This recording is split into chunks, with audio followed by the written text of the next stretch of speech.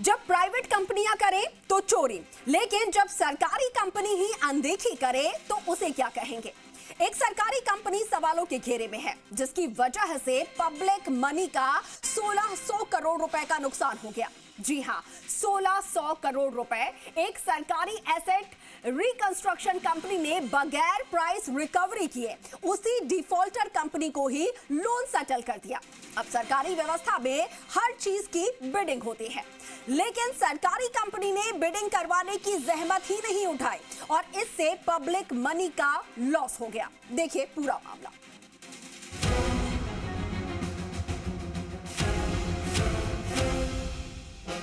बैंकों का कर्ज लेकर उसे न चुका पाने के खेल में एक और कंपनी शामिल है। नाम है action global private limited. Action global ने कई बैंकों के समूह से हजारों करोड़ रुपए लोन लिया। एक्सन ग्लोबल वो लोन चुका पाने में नाकाम रही और बाद में लोन एनपीए हो गया, यानी बट्टा खाते में चला गया। समय पर कर्ज नहीं लौटाने के चलते अकाउंट एनपीए हुआ और मामला इंसॉल्वेंसी कोर्ट यानी एनसीएलटी में चला गया। बाद में एक्सन ग्लोबल ने इसके खिलाफ अपील की, लेकिन एपेलेट ट्रिब्यूनल एनसीएलटी ने डिफॉल्ट को गंभीर माना और इसके बाद मामला सुप्रीम कोर्ट पहुंचा, जहां देश की सर्वोच्च अदालत ने भी एनसीएलटी के आदेश में किसी तरह के दखल देने से इनकार किया। कोर्ट और एपेलेट ट्रिब्यूनल से होते हुए बैंकों का ये कर्ज बाद में सरकारी asset reconstruction company national asset reconstruction company limited यानी NARCL को ट्रांसफर हो गया। NARCL एक तरह से फंसे हुए लोन की रिकवरी का प्लेटफॉर्म है, जहां बैंकों के फंसे हुए बड़े लोन के लिए रेजोल्यूशन प्लान लाए जाते हैं।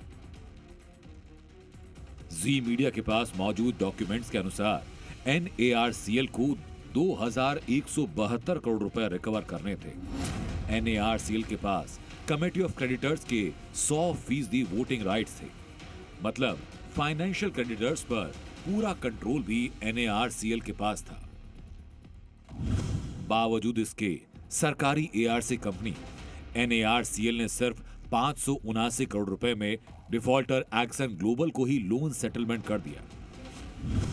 मतलब आसान भाषा में कहें तो एक्सन ग्लोबल ने 2172 करोड़ रुपए का लोन लिया और सिर्फ 589 करोड़ चुकाकर पाक साफ हो गया और इस तरह से सरकारी कंपनी ने पब्लिक मनी के 1600 करोड़ रुपए का नुकसान करवा दिया। अब सवाल ये कि NARCL ने पब्लिक के पैसों का नुकसान करने के लिए नियमों की अनदेखी क्यों की।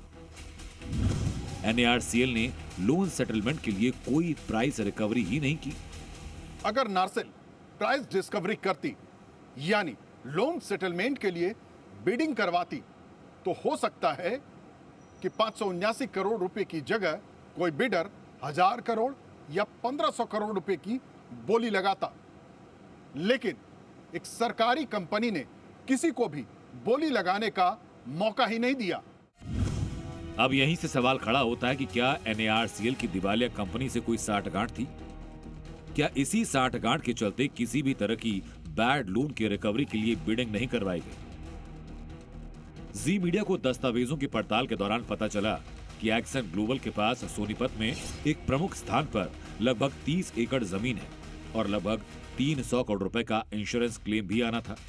ये चीजें भी बिडिंग की वैल्यू को और बढ़ा देती और बोली 579 करोड़ रुपए से कहीं ज्यादा की लगती।